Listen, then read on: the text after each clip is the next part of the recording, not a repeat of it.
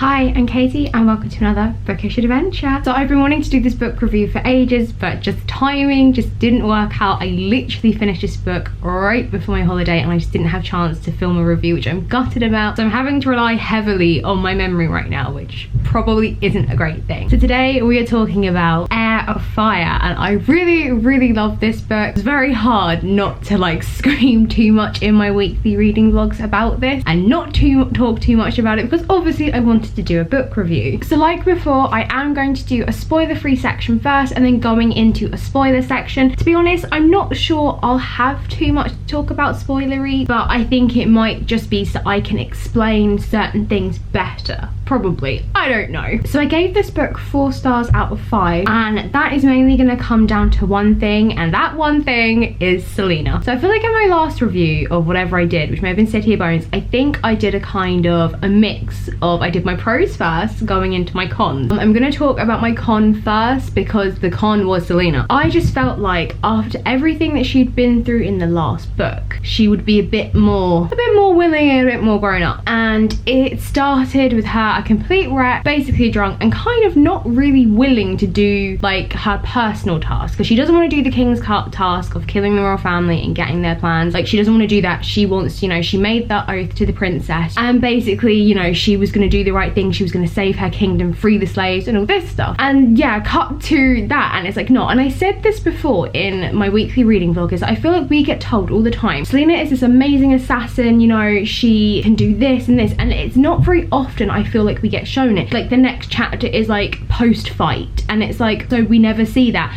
And I feel like this happens with this, you know, she keeps getting into fights on purpose because, you know, she just wants to be angry and rage and she wants to be fighty. And I feel like this book should have started, instead of her sat on that rooftop, I feel like it should have started with her in a brawl and then cut to the roof. Like, it's, and it feels like this happens again further on in the book when she's wielding her magic. It's like the scene, like next scene with her, it's after the magic, it's after it's happened, and that was really disappointing me. So I was like, why aren't we getting to experience it with her? Because obviously it's so new to her, it's going to overwhelm her, you know, she's gonna feel like completely flooded and just alien. But I have to say, going further into the book, we did actually get to experience magic with her, so that made me happy. That kind of countered that. Yeah, her behavior in this, yeah, she just kind of reverted back to child, and this was really annoying me. So she goes back to her Fae kingdom, basically. She goes to see her aunt, and to get the answers she wants, her aunt's kind of like, well, I want to see what you can do, prove it to me. You're going to train with this warrior Rowan, and yeah, you're going to do what he says, and then when he thinks you're ready, you will come to me, you will show me what you can do, and we'll go from there. And I said this in my reading vlog, by now I feel like Selena should know, just play the game, just play it. I know you don't want to confront certain things, and I think this is the thing, because we don't know the trauma and depth that she's been through, we don't really get why she's reluctant to do it. So it does feel very repetitive, because it is just like, I'm getting bored of this whining now. We are going to start seeing what happened to her in her past, the trauma, all of that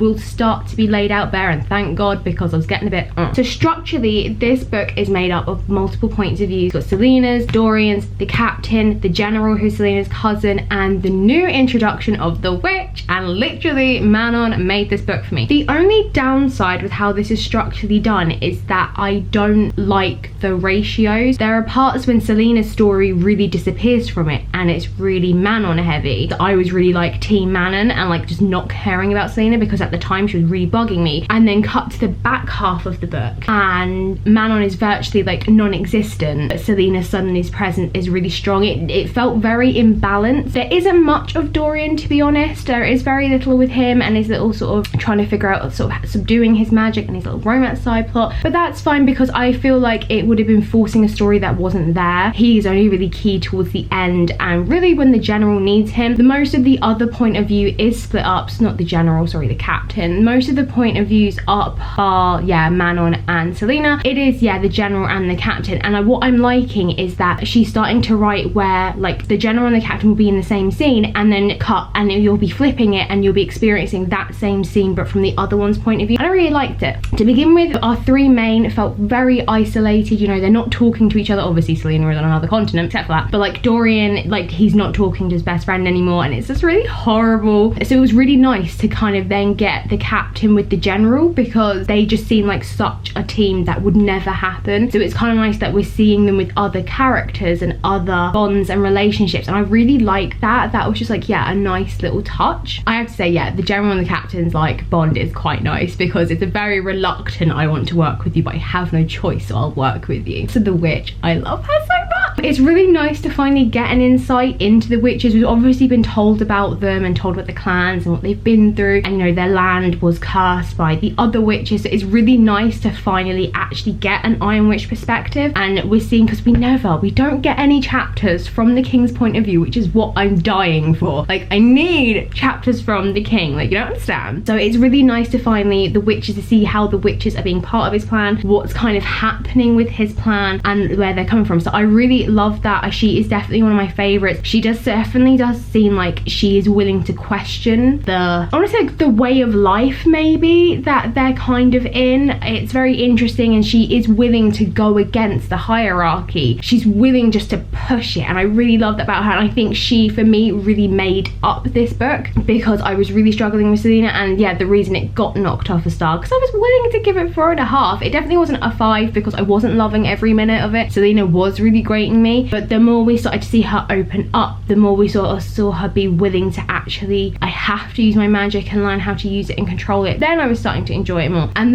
just the exploration of the kingdoms and finding out more about the Fae side of things. It's really nice. Like, everything is just naturally opening up. Nothing has ever felt forced with these books, which is something I really love. I feel like I've just kind of drifted from like con into like prose very naturally, but it's such a good read, and I really loved it. And like, I just felt, yeah, structurally, point of view wise, it was just really imbalanced, and that's where I really struggled. I just kind of was like, wait, where's Selena gone? And then I remember, because I loved Manon so much, when we were coming to the back half of this book and she was hardly in it, I was like, where's Manon? Like, what's happening with her? She's like abruptly like just disappeared, and I think she gets like 1 or 2 few more chapters to sort of wrap up what's happening with the witches. And I just wish it had just been balanced far better, that Manon and Selena's stories had, you know, flowed really nicely, and just had, you know, the general and the captain's parts like dispersed in between. Because yeah, that was kind of weirdly jarring. You know, our lead lady, it felt like she's hardly in it for the beginning, which wasn't bothering me too much because she was really annoying me. I don't actually think I need to do a spoiler section on this, really. It was just all brilliant. It was really good. Selena problems aside at the start, it really just, like, the further in I was going, it was just getting better, and yeah, I loved it. It was really good. So obviously I took the next book with me on holiday. So if you've seen my holiday vlog, which I posted on Thursday, you'll sort of see where I am at with that and my thoughts on that and what I've been loving and what's been going down. Those ones are a lot more spoilery, I won't lie.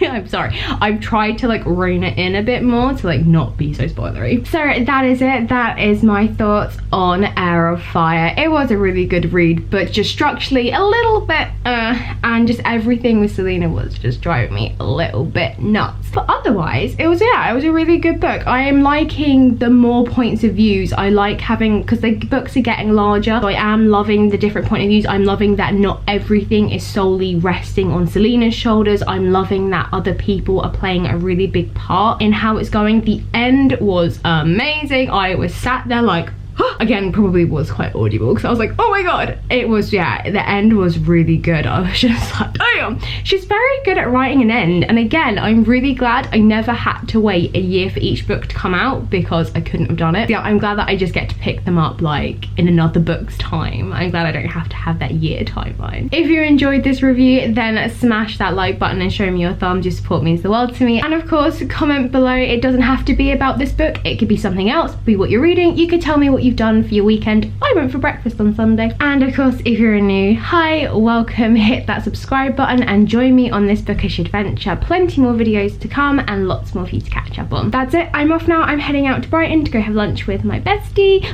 with the matching finger. That one.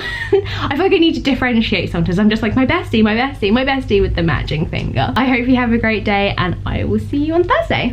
Bye.